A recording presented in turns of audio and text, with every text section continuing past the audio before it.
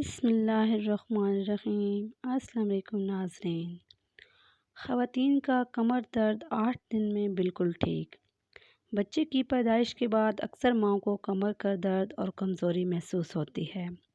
ایسی ماؤں کے لیے ایک زبردست تحفہ پیش خدمت ہے۔ کیکر کی گوند لے لیں، اس کو پیس کر سفوف بنا لیں۔ پھر حسب ضرورت سوجی لیں۔ دیسی گھی میں سوجی بھون کر حلوہ بنائیں۔